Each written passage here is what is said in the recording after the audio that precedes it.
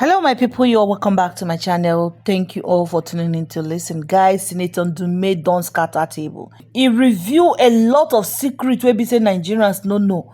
As in, they wan kill Nigeria with gbese. They wan kill Nigeria with gbese. A lot of gbese. And the most annoying part is that they are borrowing for intangible program. When Tinubu was campaigning and some persons were against it, some people thought say forget, say Tinubu no wan steal Nigeria money. Say wetin Tinubu wan do, be say wan be president of Nigeria. And one will wonder, since they said he has a lot of money, that some of this program, most especially the ones where the wife they run, all this initiative, they should be using part of their money. Because see, Senator Natasha, she not get money where Tinubu and his family get. I believe so. But some of the work where she they do for her constituency, she is using her personal money even before she become a senator. If it is her they like, go and read about her. From what Senator Ndume said, in June 2023, they borrowed money, $500 million for women program. Apart from that, they also borrowed another $700 million for adolescent age initiative. And one other one, I I'll drop the video for you guys to watch. These two women don't cost so. Now Tinubu wife now run the program. So they want to tell Nigerians that Tinubu wife or Tinubu family cannot fund this project without borrowing. According to them, in quotes, they want to help Nigerians. How you go want tell Nigerians say you won't help them? You go borrow money, say for their generation unborn. Say you want to help them. And the most annoying part is that all this money they are borrowing, we know they see them. It's just few Nigerians that are seeing all this money. Guys, in fact, make I just drop Ndume as seen scatter table by himself, make una hear am for him mouth. It's so annoying and it's so painful. They say that they borrow for insecurity, guys. Meanwhile, every now and then, Nigerians, this life of Nigerians, they drop as if say na chicken that they kill for party. And yet, the government are borrowing for insecurity. All this borrowing, so now without the Senate approval. According to him, the total is about 13-point-something trillion naira. Now, waiting them borrow without the one with the Senate approval. Guys, Nigeria don't finish. These people, they don't finish Nigeria. Make I just drop the video for Namokuna watch. And please don't forget to subscribe to my channel. Subscription now free. And also make it for the get update anytime we drop them. And don't forget to like and share our videos. Thank you and bye. Chambers of commerce, etc., have also expressed concern over the rising debt. How serious a situation does this look like from your point of view as a senator? How much of a national crisis is it? Well, let me first of all say that I'm not against borrowing.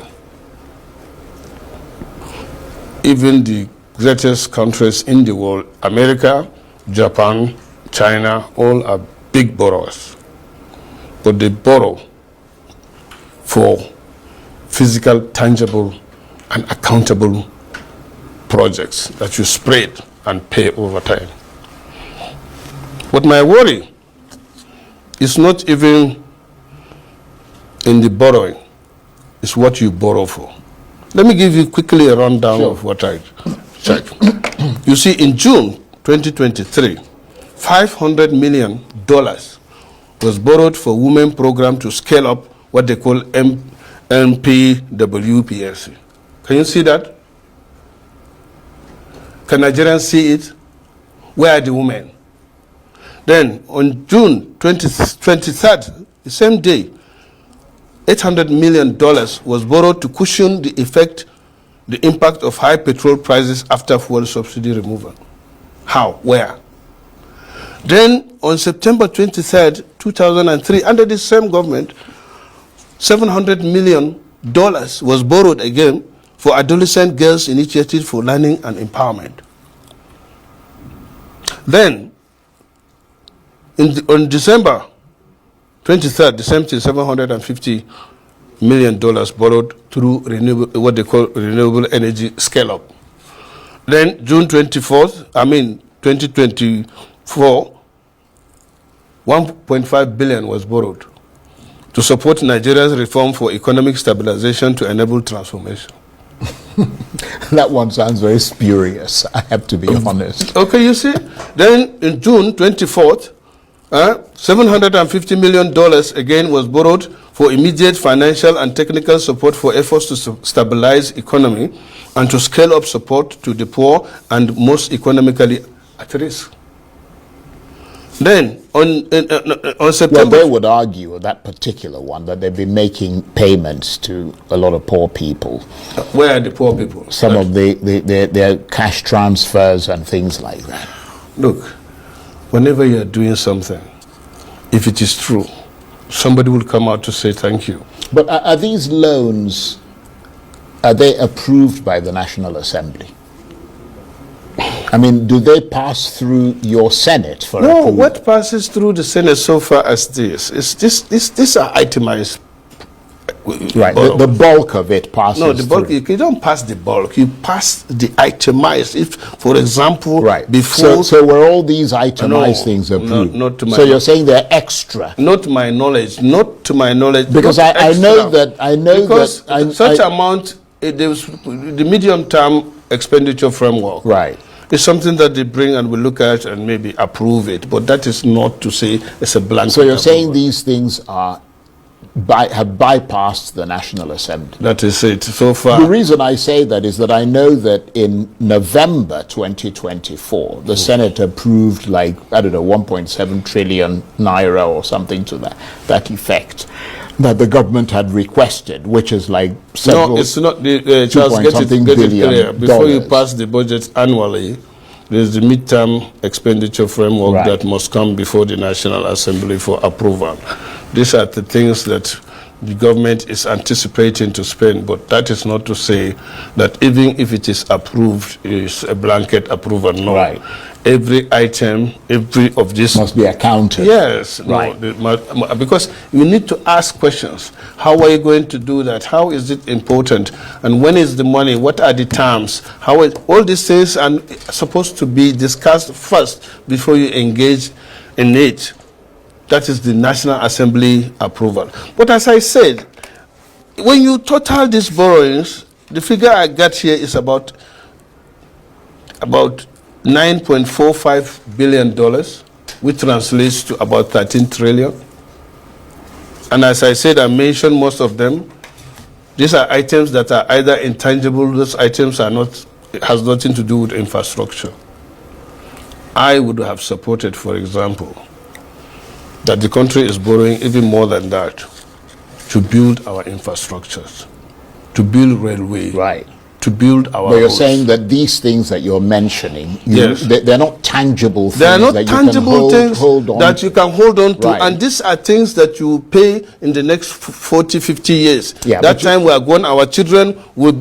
Are you going to tell my child, am I going to tell my child or grandchildren that we borrowed 700 million and we are paying in 20, 30 years for adolescent girls initiative? Yeah, but you have to remember something, and that is the fact that human capital is an essential, in fact, probably some would argue the most essential part of development. That That's if you right. don't develop But- human but- capital, but let me tell you. then you're not actually going to go anywhere. Nigeria, fortunately, have enough human capital that we need to tap in.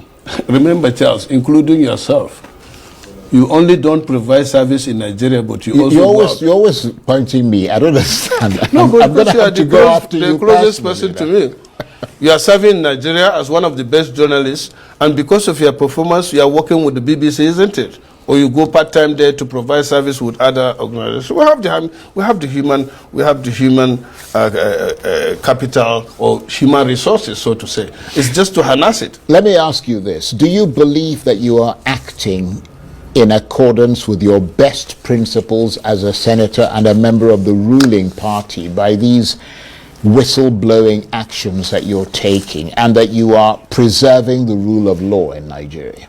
Yeah, right. But let me correct that. You see, I'm a bona fide member of APC.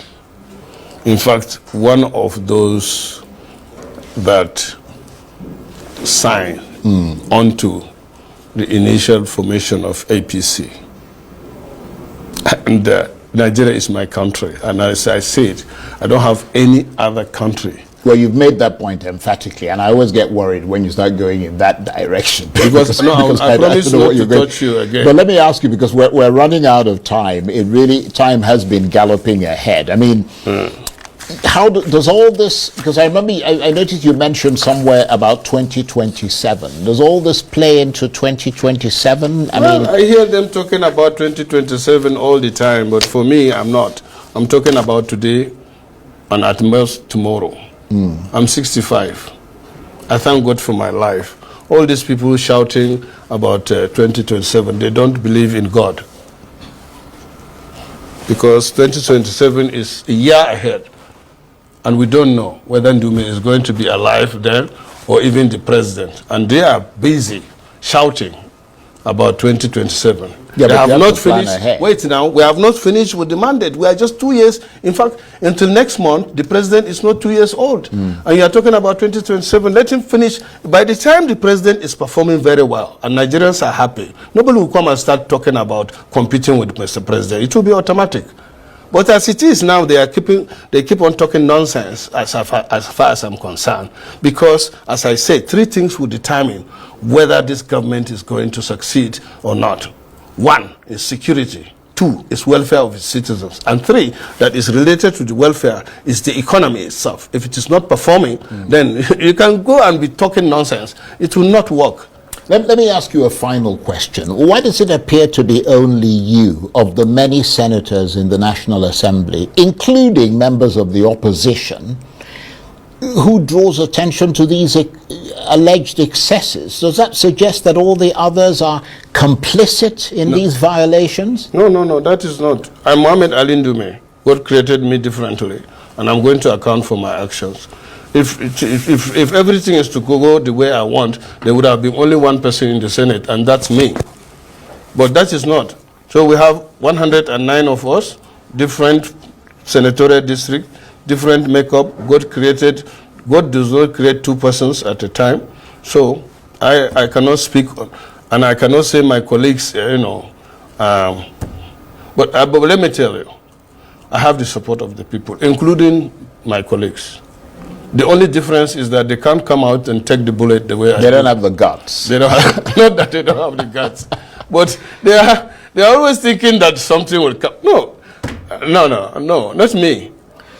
On that note, I have to say that the intrepid Senator Ali Ndume, it's always a pleasure having you here. He is